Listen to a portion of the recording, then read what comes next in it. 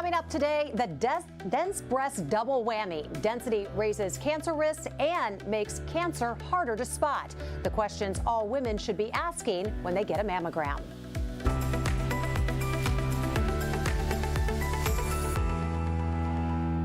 Good morning. It is Friday, March 24th. I'm Jessica Lovell, and welcome to the Morning Medical Update. Let's play a quick game of Spot the Cancer, and you will understand the challenge of having dense breasts. Here are 4 mammograms with different breast densities. Spotting cancer, that white dot right there, is easy when breasts are mostly fatty tissues, but dense tissue also shows up in white, and it hides the cancer. Even doctors have trouble spotting it. This is exactly why women need to know their breast density. This helpful animation comes from the website densebreast-info.org. Today's program isn't meant to scare you. We want to empower you and make sure that you have the knowledge that could end up saving your life.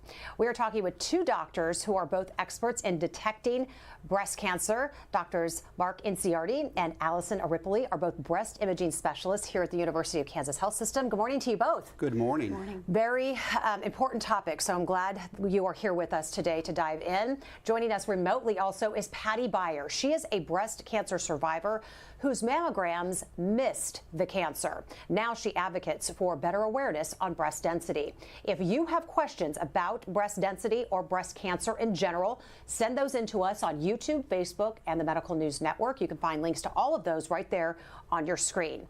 Patty, I want to start with you. Good morning. You were diagnosed in 2016.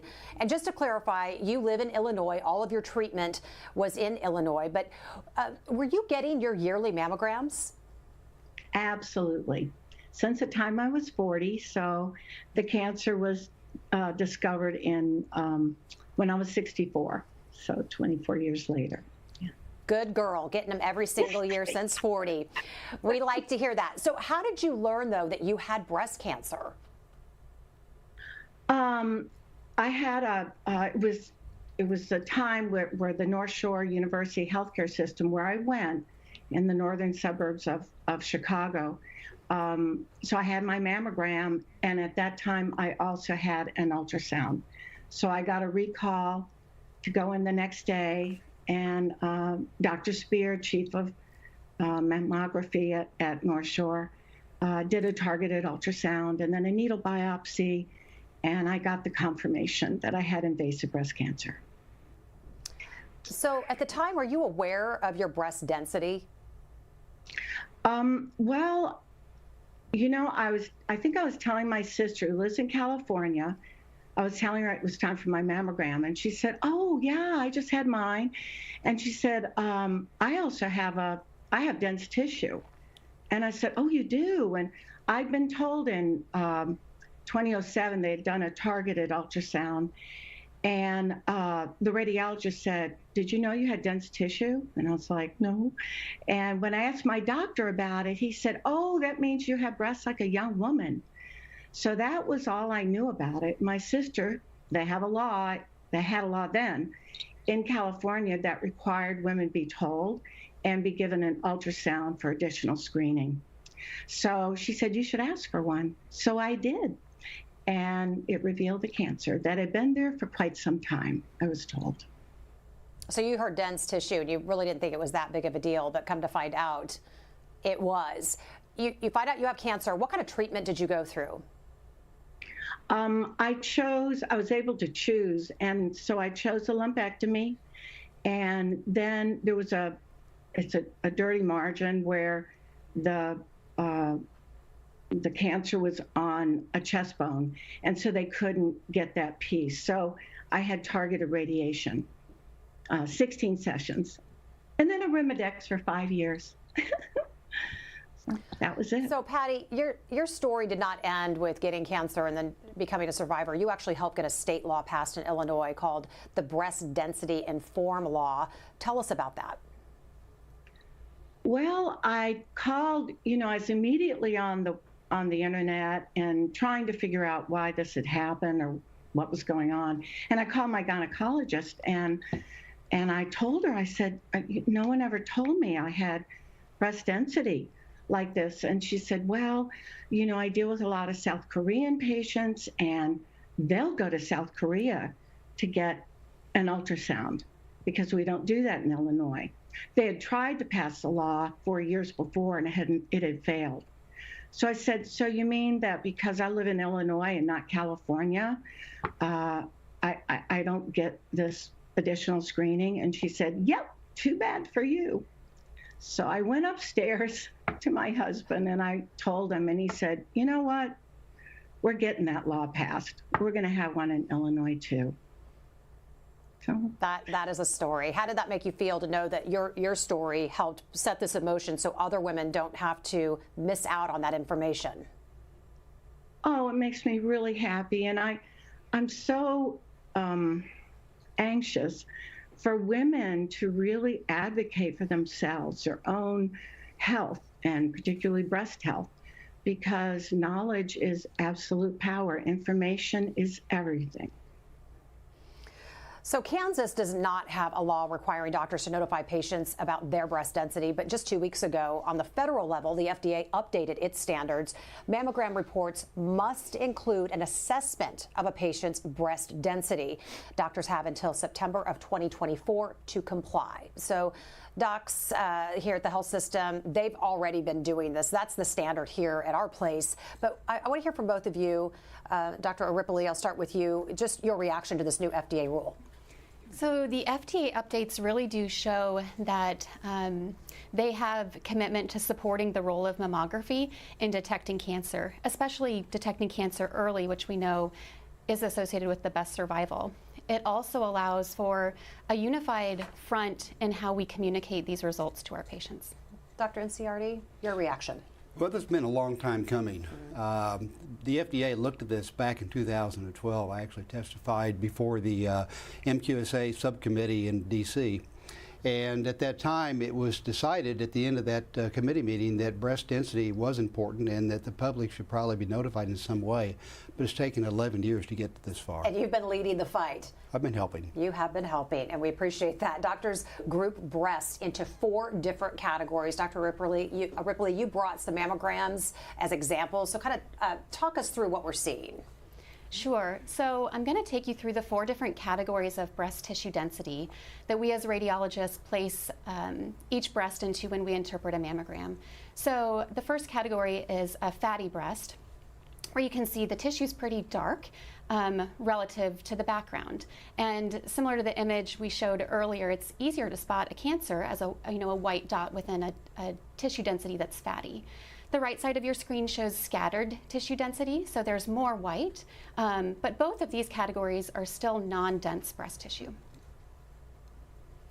And then as we move along, these are the upper 2 categories. On the left screen, this is heterogeneously dense, or the third category. You can see there's increasing amounts of white tissue, and then on the right side of your screen, an extremely dense type of breast tissue. Both of these are considered dense breast tissue. So let's go back and play Spot the Cancer again and see all of those images laid out so you can tell how difficult it is, that little white spot moving from the left to the right there. Doc, a question about this, and this image, by the way, came from densebreastinfo.org. Which has a trove of information, so check them out on dense breast tissue. Very important info that they have there. But can you have scattered and then it moves to more dense as time progresses? That's a good question. Generally speaking, breast tissue density remains the same over time. When we look at women over long periods of time, we do see a subtle decrease in density as women age. Usually it's not significant enough to change a category from a dense breast to a non-dense breast. However, we do see it. There are other types of things that do significantly change breast tissue density. In pregnancy and during lactation, we can see a significant increase in density that will move someone categories. Similarly, hormone replacement therapy can also increase breast tissue density. And then the other thing that can change tissue density over time is significant weight changes. So a large reduction in weight may take someone from a scattered category into a dense breast category. And then the reverse is also true. Someone who gains a lot of weight may move to a less dense category. And I appreciate you, by the way, because I didn't know. I thought that I had a notification that I had dense breast tissue, and you looked it up for me, so thank you, and it was scattered, which I had never heard of scattered. I didn't even know what that meant, and so I was asking, is there any way that it can get into that dense category? So if that's something you have to keep an eye out on, how common is dense breast tissue? It's very common. Okay. And it is estimated that for women over 40, about 40 to 50% of women have dense breast tissue. So if you want to schedule a mammogram, as we're speaking about this, what a great time to do it. You can start the process with a simple text message. Text MAMMO to 913-588-1227, 588-1227, and we're going to keep that info on the screen there for you for a bit. Dr. Inciardi, how long have doctors known about breast density and its risks? Well, we've known about it for actually a long time, at least its masking effect on mammograms. Back in the early to mid-90s, there have been studies performed using ultrasound to screen for breast cancer, and they have routinely found additional cancers that mammograms don't find. All this sort of came to a head in 2009 when a lady named Nancy Capello in Connecticut had the same story as our volunteer patient today.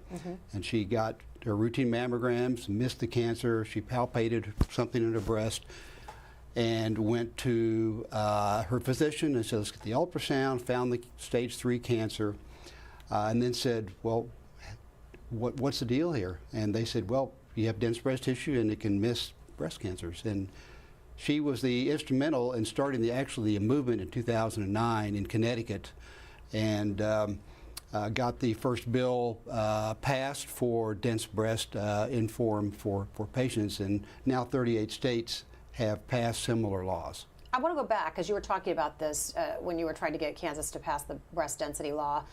Tell us more about that. What hurdles or challenges were you facing back then, and how far have we come?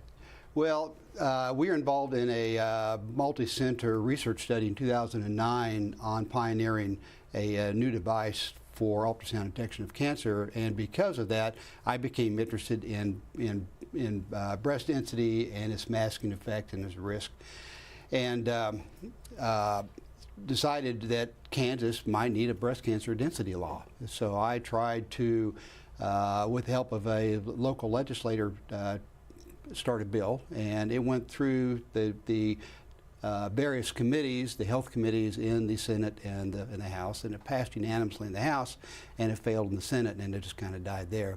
That was in 2012, and I think we were just kind of ahead of our time. So now where are we?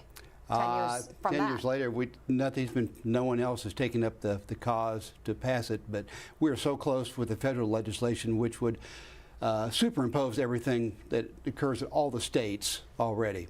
And realistically, most facilities in Kansas City are providing that knowledge. Radiologists have to be in a closet hiding away if they haven't heard about it by now. Gotcha. So, Dr. Aripoli, a woman finds out she has dense breast tissue. What is she to do with that information? First and foremost, she should be informed, and she should know two things. One, that dense breast tissue increases her risk of developing breast cancer, and two, just like the images have shown, that it's harder for radiologists to find cancer in dense breast tissue. A woman should know that she has other options. So mammography is still the gold standard. Every woman should have a mammogram every single year starting at age 40, earlier if she is high risk. We have other imaging types that we call supplemental exams, and these are used in addition to a mammogram to find cancers that are otherwise not visible on a mammogram. And those options are ultrasound, breast MRI, and contrast-enhanced mammogram. So these are optional exams that she can choose to have in addition to a mammogram. I want to know what questions women should be asking. Patty, I'm going to go back out to you. As an advocate, what questions do you tell women to ask? Well, the first thing that I would say to anyone who told me they had dense tissue is go to densebreast-info.org, and they just have all the information, because you don't want to depend on your doctor or your healthcare professional to tell you, because they might not be up on all the information and the reality of over 50% of cancers are missed on mammograms and dense tissue. And they need to know all of that so that they're taking care of themselves. And when they have that conversation with their healthcare professional, they're ready. They know what to ask for, what options are available to them, because that's the whole point of mammograms, is to have best screening. And many of us need additional screening with a mammogram. Yeah, healthcare, it's a team sport between the doctors and the patients, for sure. Dr. Inciardi, is it possible to tell that you have dense breasts without a mammogram? Are these things that people could pick up doing self-breast exams? And where are we with those? Well, it's not reliable on palpation either by the patient or a physician to tell they have dense breast tissue. Mammography is the gold standard for deciding or knowing if you have dense breast tissue. And if you're somebody, though, who has relied, Dr. Aripoli, on doing self-exams, do those, but of course always get the annual mammogram. But because they have the dense breast tissue, they are not going to be able to detect that just by touch, correct? Correct. Question, Patty, were you doing self-breast exams, if I could ask? I was, but the cancer was so hidden in the dense tissue. Even my doctor, after I was told I had this, said, oh, he started to give me an exam, and he said, oh, I can't tell. But, we'll just rely on the screenings. So, yeah, which is always best. Dr. Aripoli, what leads someone, though, to get that call back? She got a call back, Patty did, but what are you going to see that you're going to then make a call to say we need to do more further testing? So in the screening setting, if a radiologist finds something that's unclear or abnormal on a screening mammogram, that triggers what we call a callback for more images. The thing that women should know is that this doesn't necessarily mean that there's something wrong. It means that we need more information before we can really make a full assessment. So when we call a woman back for more imaging, usually it's going to consist of either more mammogram images or an ultrasound, or both of these together. And at that time of the visit, we do give patients information. And so we will be able to tell a woman when she comes back for more imaging, nothing's wrong, this was a false alarm, next year you'll return for your annual screening mammogram.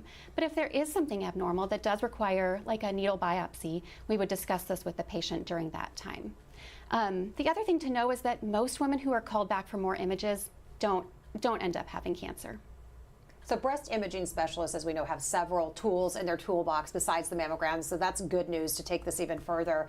Dr. Aripoli, I'll kind of go through some of what we're seeing here, this breast MRI that we see on the screen. What are we looking at? Sure. So breast MRI is a supplemental exam in the screening setting, and we also use it in the diagnostic setting. So this image is very abnormal, and we have a kinetic color lay over the top, which highlights the abnormality and the difference between the two breasts. When we look at these images, the right breast is actually on the left side of your screen, and it shows a lot more enhancement. So enhancement means we insert an IV into the patient's arm and inject a substance called contrast. And contrast is taken up by cancers. And so on that right breast, you see multiple masses and a lot of increased blood flow, indicating that there are multiple abnormalities consistent with cancer on that breast. So there's also an ultrasound. We want to show video of automated breast ultrasound, ABUS. Dr. Inciardi, what is this useful for? Well, again, it's one of the variety of additional tools we can use to screen for breast cancer. She just talked about MRI. Ultrasound has been around since the 80s, and it's a tool with using no radiation that we can screen for breast cancer using non-ionizing type of energy, and it picks up additional cancers.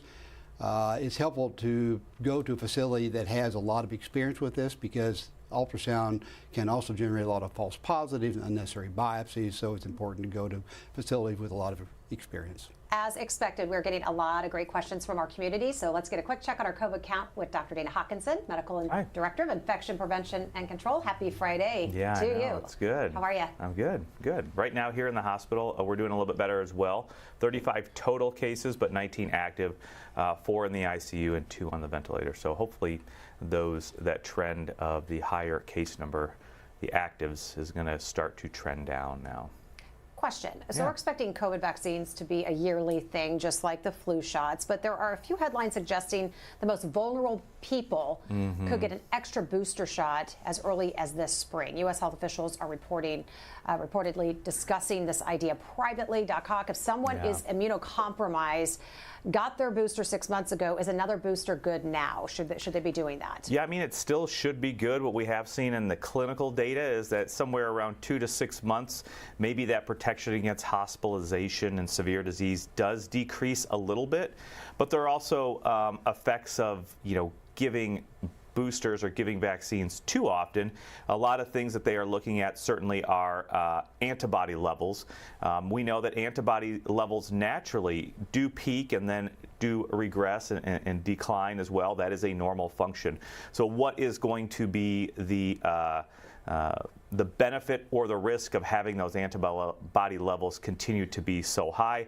That is one thing they need to look at as well. But I think it's a good question that they are looking at. We certainly want to protect everybody, and especially our most vulnerable. And this is one of the most common questions we get is that I received a bivalent booster when they first came out. Do I need to get another one? And again, right now there is no recommendation to do that, but we know that the bivalent boosters did provide very good protection against hospitalization and severe disease as well. Any reporters with us today?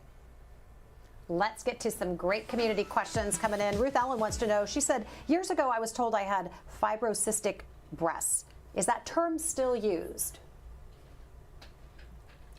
Yes, it's still used, but it just means that women have a propensity to develop cysts, and cysts can mimic breast cancer on mammograms, and often a lady with fibrocystic breast on a routine annual mammogram might get called back to clarify areas of potential concern, and majority of the time these end up just being cysts, which are basically just small water collections that have no cancerous potential at all. Okay, I had one removed when I was 18 years old, a fibroid, and it scared me to death because all I'd heard, you find a lump in your breast. Woke up in the middle of the night, ran and grabbed my mother, made her feel it, and found out it was nothing to be alarmed by. But does that mean you're at higher risk of cancer, or are they not related at all?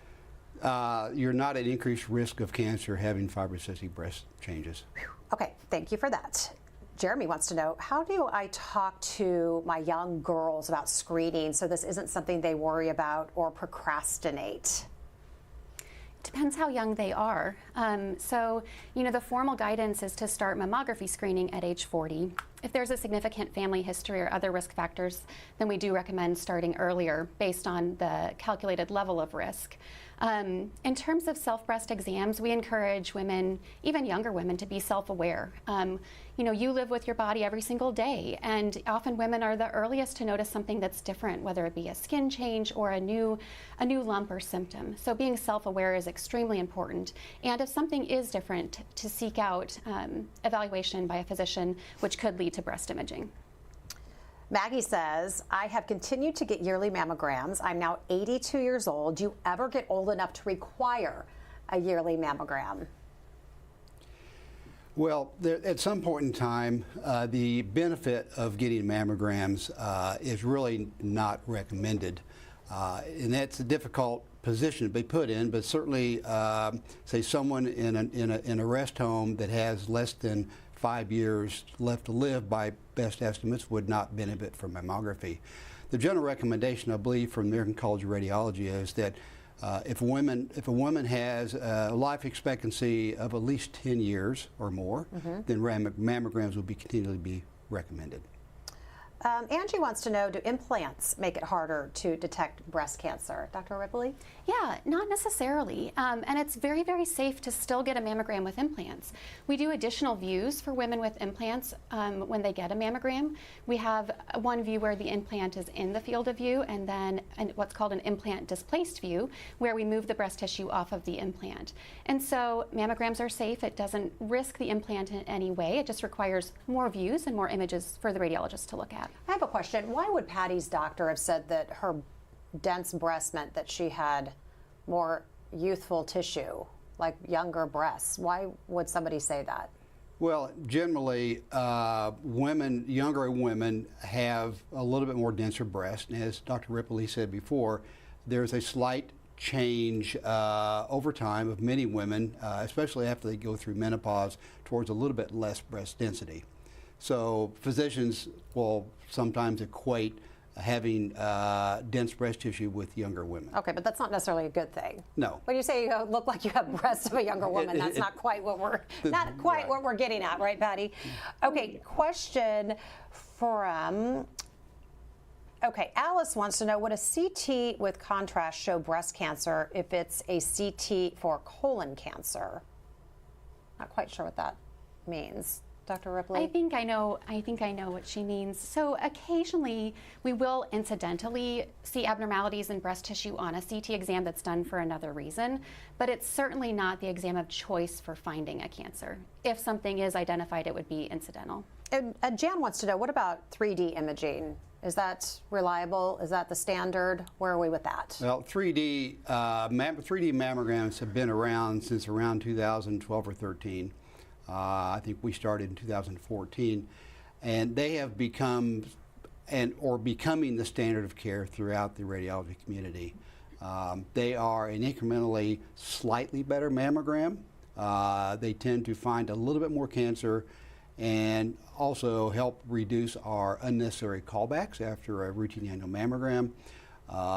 But if you have dense breast tissue, it's generally agreed that it's helpful to consider additional supplementary screenings that we're discussing here. Angie wants to know if you all can comment on the accuracy of thermal imaging mammograms in general and for those with dense tissue. Yeah, that's a harder question to answer. So thermography is not FDA approved for screening for breast cancer, and it's not supported by the American College of Radiology for finding cancer. I'm going to my last question is actually a question I have based on what Jeremy asked earlier. And Jeremy writes into our show daily, and he's raising 3 young daughters. So I want to go back on this because I remember being told back in high school, middle school about doing self-breast exams. Is that something we should be telling teenage girls to do? Because we know they won't be getting mammograms for quite some time. Is that something that should be standard? Just to get into the practice of it? What should those conversations be? And I also have a daughter, so what do we do? Help us parent them well. This is a harder question to answer. For me, it really goes back to the self-awareness. And I think that different medical societies, whether it be the American College of Family Medicine or other OBGYN groups, will have their own recommendations as to promotion or not promoting self-breast exams. But being self-aware is what we can recommend at the greatest. So many great takeaways today. Patty, what's your #1 takeaway as we head out into the weekend? Well, if you do live in a state where they don't require notification, you can get your mammogram report, the last one you had. And the first finding a radiologist puts on it is your category of density. And if you're C or D, you need to research. And again, that wonderful website, Joanne Pushkin, who's the founder of densebreast-info.org, told me sometimes angels drop out of the sky. And for me, it was life-saving to become knowledgeable and understand what had happened. It meant everything. So you can do it too. And I say, go you girls. Love it. Thank you for sharing your story and just for surviving, living well, and then turning your story into the greater good. Patty, thank you. We will see you again. It was a joy. It was a joy being here and a real honor that you're doing this wonderful show for women. Thank you so much. You bet. Honor to have you. Dr. Aripoli, final takeaway today. I have to echo what our guest just said. Be an advocate for yourself. Know if you have dense breast tissue. We also have a dense breast clinic at KU. If you have questions, if you're wondering, do I need a supplemental exam? Which one should I pick? Which one is right for me? That's what we are here for. But we want all women to know their options and know if they have dense breast tissue. Dr. Inciardi. Where you get your mammogram matters. Experience counts. You can have the best breast surgeon in the world, but if the radiologist doesn't find it early or find all of it, your treatment will be less effective. That's why you're sitting front and center today, Doc. Appreciate you always. Dr. Hawkinson, takeaway today. Further good comments on prevention. We've always continued to endorse prevention. This is one more of those endorsements, especially for breast mammograms and exams. Would like to thank our guests, and also hopefully it will be nice. Everybody can go out and be healthy this weekend if the weather kind of improves. I know the temperature will be good. Try and get out and be active and just enjoy the weekend. That fresh air and sunshine does the body good. Thank you again to our guests, all of our viewers as always. And again, if you want to read more about dense breasts, visit densebreast-info.org. Everyone, have a fantastic weekend. We'll see you back here Monday at 8. Coming up Monday on the Morning Medical Update. When one woman started seeing double, her doctors blamed her pregnancy, but problems persisted even after giving birth. I'm Jessica Lovell on the next Morning Medical Update. A second opinion leads to the real answer and lets a new mom see her baby clearly for the first time. Monday at 8. Subscribe to our Morning Medical Update and Open Mics with Dr. Stites podcasts. Now everywhere podcasts are available.